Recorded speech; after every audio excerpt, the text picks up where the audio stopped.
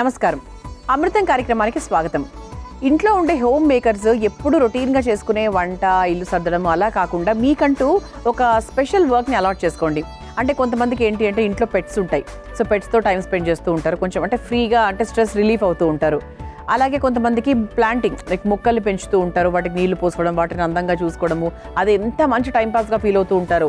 అంటే ఎప్పుడు అనుకుంటామండి home makers ఇంట్లోనే ఉంటారు, వాళ్ళకి చాలా టైం ఉంటుంది, అసలు వాళ్ళు ఎన్నో చేయొచ్చు అని. అసలు అది శుద్ధ అబద్ధం తెలుసా. హోమ్ మేకర్స్కి ఎంత పని ఉంటుందో బయటికి వెళ్ళే వాళ్ళకన్నా కూడా ఎక్కువ పని హోమ్ మేకర్స్కి ఉంటుంది. సో అది ఎప్పుడు కూడా మనం అనుకోకూడదు. సో అంటే అంత వర్క్ ఉంటుంది కాబట్టి ఇంట్లోనే ఉంటారు కాబట్టి మీకంటూ మీరు ఒక స్ట్రెస్ రిలీఫ్ లాగా ఏదైనా చేసుకుంటే బెటర్ ఏమో ఆలోచించండి. అదేదైనా సరే మీకు ఇష్టమైంది ఏదైనా సరే, అది పెయింటింగ్ అవ్వచ్చు, ఏదైనా ఆర్ట్ అవ్వచ్చు, ఏదైనా నేర్చుకోవడం అవ్వచ్చు, ఎనీథింగ్. సో హెల్త్ రిలేటెడ్ అవ్వచ్చు, ఏదైనా కూడా చేసే ప్రయత్నం చేయండి. అలా ఓన్లీ ఆ వర్కే ఇది నాది, ఇది హోమ్ మేకర్ ఇదే చేయాలి అని మాత్రం పరిమితం అయిపోకండి దానికి. ఓకే, సో మరి ఈరోజు అమృతం కార్యక్రమంలో నేను మొదటి వంటగా ఏం తయారు చేయబోతున్నానో తెలుసా? మన పల్లీల రసం. సో బేసిక్గా ఏంటి అంటే పల్లీలతో అసలు రసం అనేది ఉంటుందా అండి? మామూలుగా పల్లీలతో పచ్చడి ఉంటుంది కానీ, పల్లీలతో పొడి ఉంటుంది కానీ, పల్లీలతో రసం ఏంటి అనే క్వశ్చన్ మీ అందరికీ వచ్చింది కదా. 100% వస్తుంది, అది కరెక్ట్ కూడా. అయితే ఇది ఎలా చేయాలో తెలుసుకుందాం. మరి అంతకన్నా ముందు కావాల్సిన పదార్థాలు ఏంటో చూసేద్దాం. పల్లీల రసం తయారు చేసుకోవడానికి కావాల్సిన పదార్థాలు: పల్లీలు 1 కప్పు, కారం 2 టేబుల్ స్పూన్లు, పసుపు 1/2 టేబుల్ స్పూన్, జీలకర్ర 1 టేబుల్ స్పూన్, ఉప్పు తగినంత, మిరియాలు 1 టేబుల్ స్పూన్, ఉల్లికాడలు 1 కప్పు, నూనె 2 టేబుల్ స్పూన్లు, పోపు దినుసులు 2 టేబుల్ స్పూన్లు, కరివేపాకు కొద్దిగా, ఎండుమిర్చి 4, ఇంగువ కొద్దిగా, చింతపండు రసం 1/2 కప్పు, కొత్తిమీర కొద్దిగా. పల్లీల రసం తయారు చేసుకోవడానికి కావాల్సిన పదార్థాలన్నీ కూడా రెడీగా ఉన్నాయి. సో మనకి పల్లీలలో అధికంగా వైటమిన్ ఈ ఉంటుంది.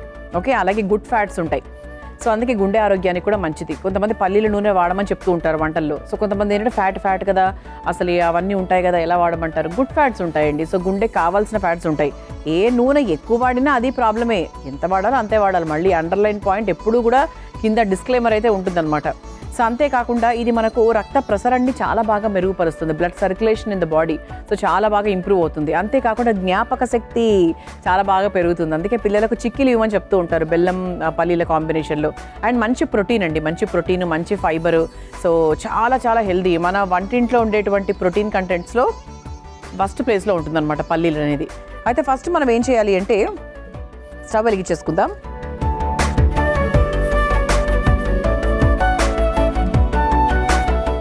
ఫస్ట్ స్టెప్ ఏంటి అంటే 1 కప్పు పల్లీలు తీసుకొని దాన్ని మనం చక్కగా వేయించేసుకోవాలి. ఓకే, సో వేయించేసుకున్న తర్వాత ప్రాసెస్లోకి వెళ్ళిపోదాం. ఇది ట్రై చేయండి, బాగుంటుంది. ఎప్పుడు రొటీన్గా చేసుకునే రసంలాగా అవి అలా కాకుండా అవన్నీ ఓకే. సో ఇది కొంచెం కొత్తగా అనమాట. అంటే ఎవరైనా మీ ఇంటికి వచ్చినప్పుడు స్పెషల్గా ట్రై చేయడం కానీ అలా చేయొచ్చు. ఫస్ట్ ఏ వంట అయినా కూడా వేరే వాళ్ళకి పెట్టే ముందు ఫస్ట్ మీరు ఇంట్లో స్వయంగా మీ వాళ్ళే ఉన్నప్పుడే ట్రై చేయండి. అది బాగుందనుకోండి, సక్సెస్ అయిందనుకోండి, అప్పుడు హ్యాపీగా అంటే ఎవరైనా ఇంటికి వచ్చినప్పుడు వాళ్ళకి పెట్టచ్చు. కొంచెం కాన్ఫిడెన్స్ వస్తుంది కదా అందుకు. ఓకే, సో ఇదిగోండి 1 కప్పు పల్లీలు తీసుకున్నాను. ఇది మనకి ఏంటంటే డ్రై, మనం ఏం నూనె ఏం వేయట్లేదు. సో డ్రైగానే మనం చక్కగా పల్లీలు వేయించేసుకుంటున్నాం అనమాట. 1 కప్పు పల్లీలు. మీరు నూనెతో వేయించుకోవాలి అనుకుంటే కూడా వేసుకోవచ్చు, ప్రాబ్లం ఏం లేదు.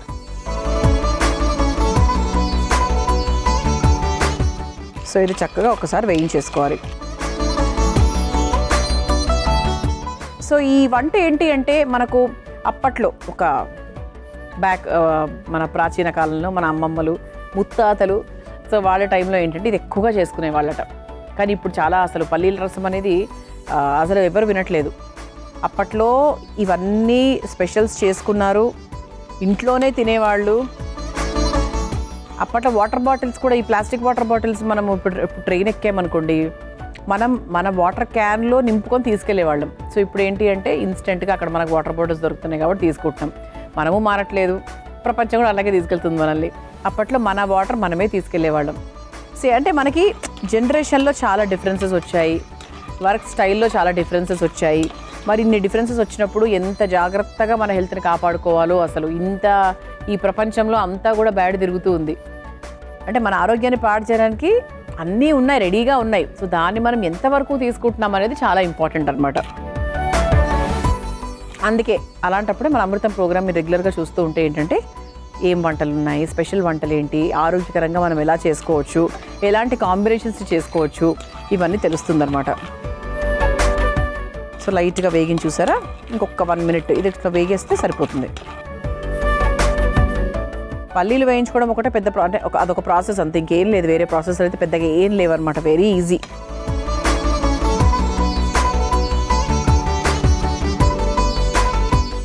ఓకే, సో పల్లీలు చూసారు టక్ టక్ టక్ అని సౌండ్ వస్తున్నాయి.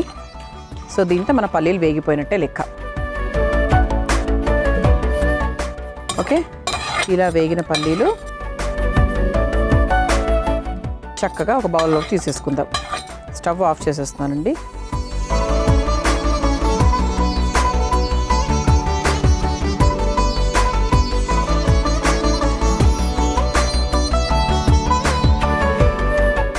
ఓకే, సో ఇలా మనకు పల్లీలు చక్కగా వేయించేసుకున్నాం కదా. దీంట్లో ఏమేమి వేస్తున్నాము? మిరియాలు చూసుకోండి, కారానికి తగ్గట్టుగా మిరియాలు వేసుకోండి. సో ఆ తర్వాత ఇందులో కాస్త జీలకర్ర, కొంచెం పోపు కూడా ఉంచుకుందాము. సో కొంత ఇందులో వేస్తున్నాను. ఆ తర్వాత ఇందులో కాస్త పసుపు, అలాగే కాస్త కారం చూసుకోండి. కారం కూడా అంటే ఇలాంటివి కొంచెం స్పైసీగా ఉంటేనే బాగుంటాయి. అలాగే కాస్త ఉప్పు, దీనికి తగ్గట్టుగా ఉప్పు వేయచ్చు, లేకపోతే మీరు పూర్తి రసానికి తగ్గట్టుగా కూడా మీరు ఉప్పు వేసేసుకోవచ్చు.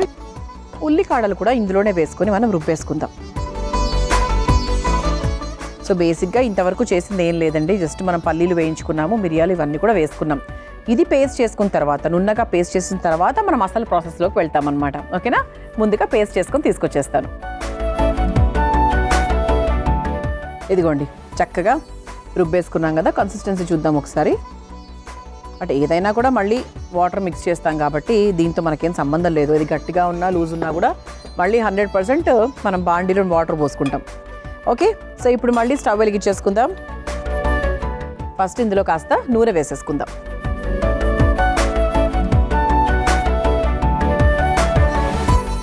నూనె లైట్గా మనకు వేడెక్కిన తర్వాత పోపు దినుసులు మనకు చక్కగా అన్నీ ఉన్నాయి కలిపి. ఆవాలు, జీలకర్ర, శనగపప్పు, మినప్పప్పు అన్నీ కలిపే ఉన్నాయి కాబట్టి కలిపే వేసేస్తున్నాను. అంటే కొంచెం ఇలాంటి వాటికి కొంచెం పోపు ఎక్కువ వేసుకుంటే బాగుంటుంది.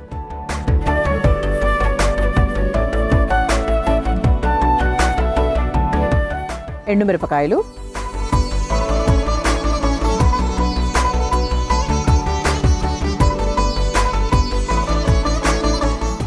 ఆ తర్వాత కాస్త ఇంగువ,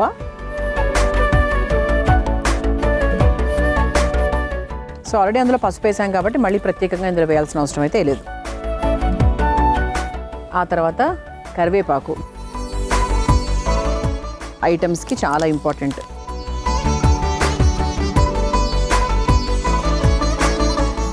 ఆ తర్వాత మనము ముందుగా తయారు చేసుకొని పెట్టుకున్నటువంటి పల్లీల పేస్ట్ ఏదైతే ఉందో సో దాన్ని మనము ఇందులో వేసుకుంటాం. సో క్వాంటిటీకి తగ్గట్టుగా చూసుకొని వేసుకోండి. చూద్దాం, ఇది వేసాక ఫస్ట్ వాటర్ యాడ్ చేసుకుందాం. వాటర్ యాడ్ చేసుకొని ఒకసారి నీట్గా మిక్స్ చేసుకోవాలి.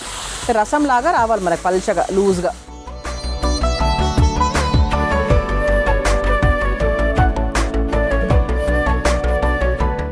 ఇది ఒక్కసారి కలిపేసుకున్నాం కదా. ఇప్పుడు దీంట్లో మనము చింతపండు కూడా వేసుకుంటాం అన్నమాట. సో చింతపండు ఆల్రెడీ నానబెట్టుకున్నాము. సో దాన్ని ఒకసారి చక్కగా ఇలా గుజ్జంతా తీసేసుకొని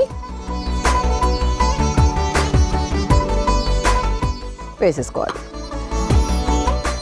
వావ్, నిజంగా నాకు చాలా కొత్తగా అనిపిస్తుందండి. సో ఇది కొంచెం గట్టి పడుతూ ఉంటే మీరు కాస్త నీళ్ళు పోసుకుంటూ ఉండండి అంతే, మీకు కావాల్సిన కన్సిస్టెన్సీని బట్టి. అంటే మరీ టమాటా చారులాగా అలా లూజ్గా అంటే అంత లిక్విడ్గా రాదు, ఇది లిక్విడ్ కాదు కదా అది. ఇది మనకు సాలిడ్, ఒక రకంగా చెప్పాలంటే పల్లీలు ఈజ్ లైక్ సాలిడ్.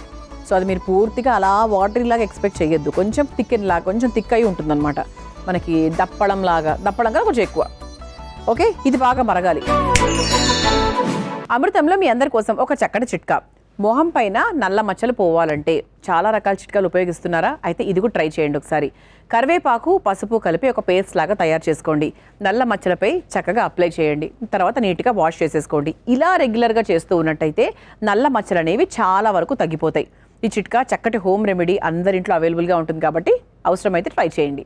కన్సిస్టెన్సీ కూడా పర్ఫెక్ట్గా సరిపోయింది. ఇలా ఉంటుందండి. సో మరీ పల్చగా కాదు, మరీ గట్టిగా కాదు లాగా ఉంటుందన్నమాట. సో చివరిగా ఇందులో కాస్త కొత్తిమీర,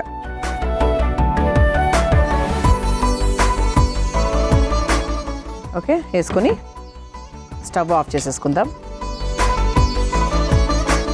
అండ్ ఇప్పుడు దీన్ని మనం ఒక సర్వింగ్ బౌల్లోకి తీసేసుకుందాం.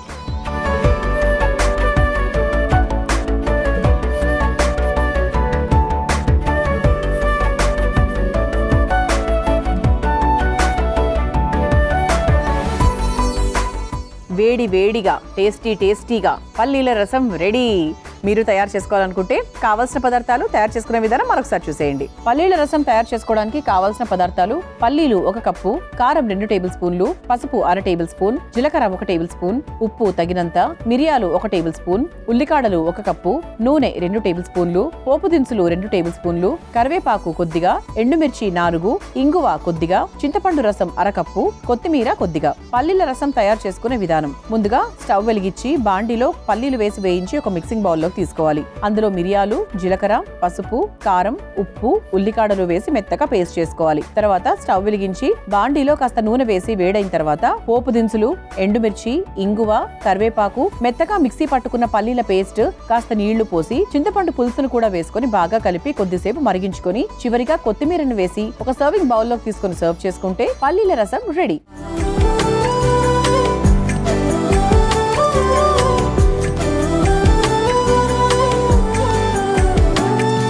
చూసారు కదా పల్లీల రసం ఎంత సులభంగా తయారు చేసుకోవచ్చో. చాలా స్పెషల్గా ఉందండి ప్రాసెస్ కూడా. ఇప్పుడు టేస్ట్ చేసి ఎలా ఉందో చెప్తాను.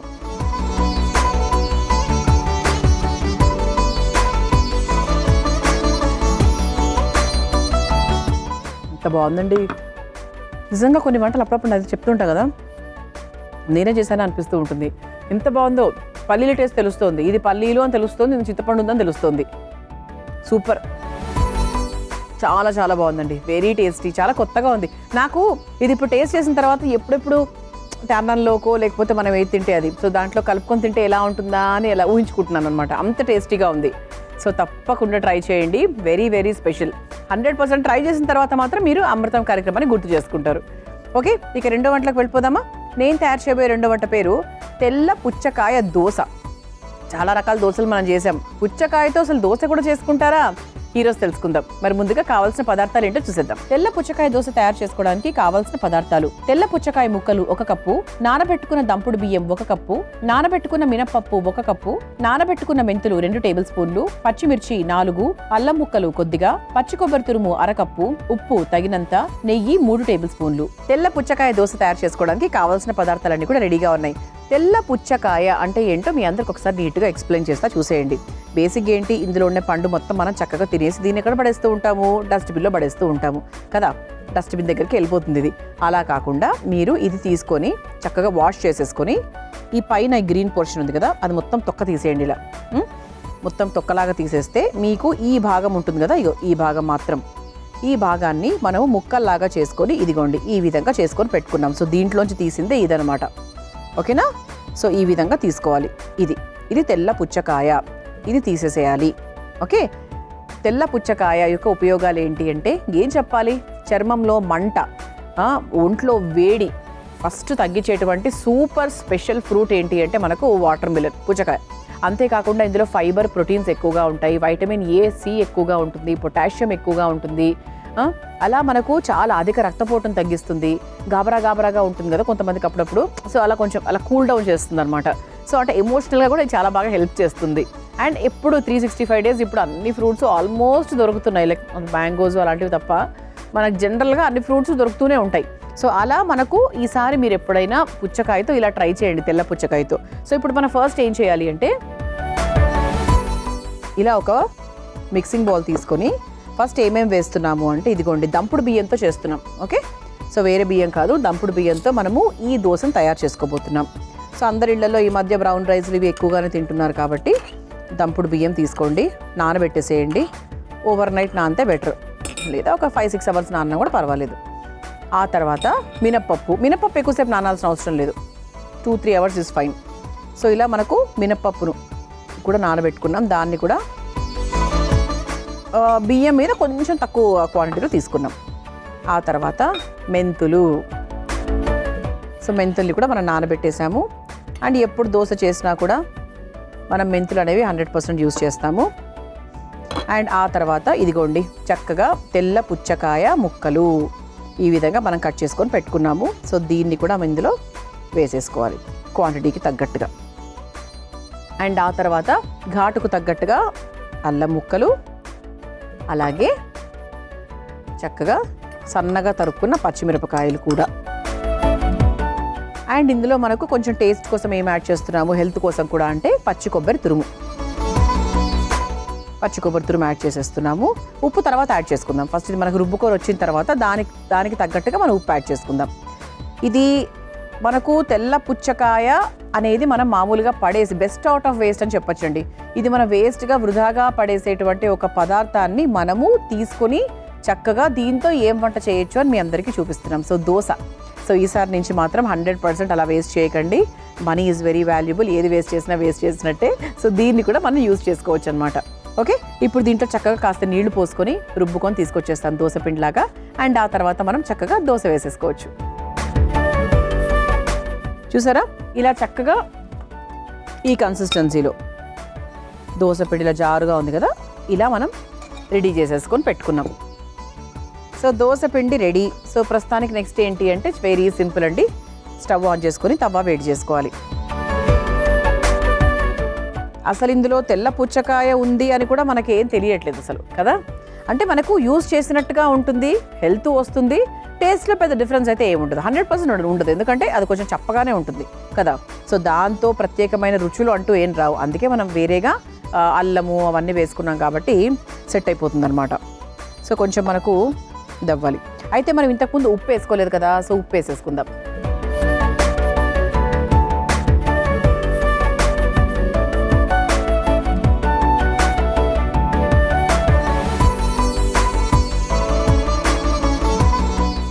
సో ఇది 100% మీరు ఒకసారి ట్రై చేసి ఆ తర్వాత మీ ఫ్రెండ్స్కి కూడా చెప్పండి. ఎందుకంటే ఎంతమంది ఎలా కొన్ని వందల పళ్ళు రోజు పడేస్తూ ఉంటాం మనము. సో ఎప్పుడైతే మనం తెచ్చుకుంటామో ఈసారి పండుతో పాటు చక్కగా ఈ తెల్ల పుచ్చకాయ భాగాన్ని కూడా మనం తీసుకొని చక్కగా దోశ వేసుకోవాలన్నమాట. అండ్ ఇప్పుడు చక్కగా దోశ వేసేసుకుందాం. తెల్ల పుచ్చకాయ దోశ.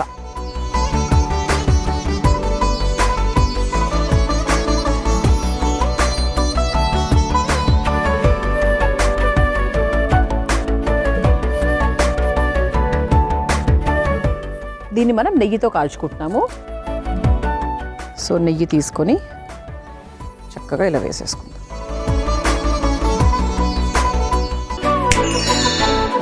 అమృతంలో మీ అందరి కోసం మరో చక్కటి చిట్కా. షుగర్ లెవెల్స్ కంట్రోల్ చేసుకోవాలనుకుంటున్నారా? అయితే చక్కగా జామాకుల్ని తీసుకొని నీళ్లలో బాగా మరిగిచ్చేసి వడగట్టేసి ఆ నీటిని రెగ్యులర్గా తీసుకుంటూ ఉండండి. ఆ నీటిని తీసుకుంటూ ఉండడం వల్ల శరీరంలో ఉన్నటువంటి గ్లూకోజ్ లెవెల్స్ చాలా వరకు తగ్గుతాయి. తద్వారా ఏంటి అంటే షుగర్ కూడా చాలా వరకు కంట్రోల్ అవుతుంది. ఈ చిట్కా ఎప్పుడెప్పుడైతే ఎవరికైతే అవసరమో తప్పకుండా ట్రై చేయండి.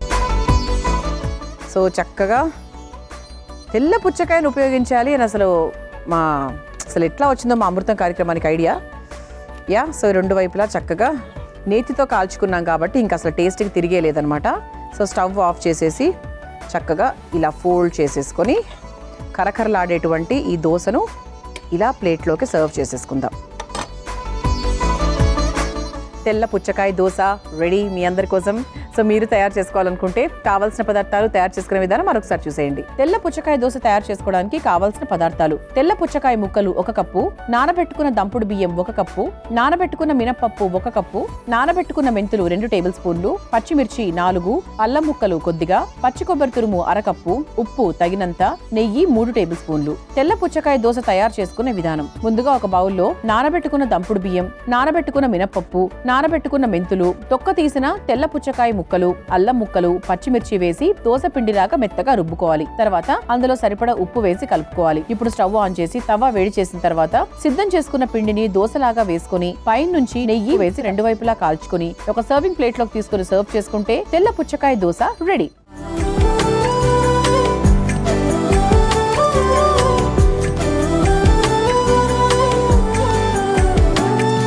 చూసారు కదా తెల్ల పుచ్చకాయ దోశ ఎలా తయారు చేసుకోవాలో. ఇప్పుడు టేస్ట్ చేసి ఎలా ఉందో చెప్పేస్తాను. మంచి కరకరలాడుతూ భలే వచ్చిందండి అసలు నిజంగా.